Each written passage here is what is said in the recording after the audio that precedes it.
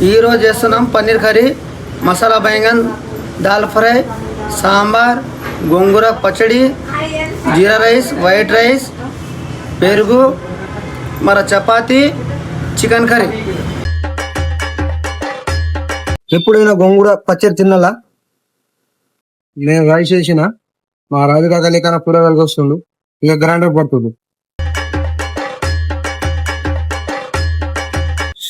మీరు ఎప్పుడైనా చపాతీ ఇట్లా మిగులుతూ లేక ఫ్రై చేసుకున్నాలా టిఫిన్ కోసం? కామెంట్ లో చెప్పండి. మామిడికాయ సాంబార్.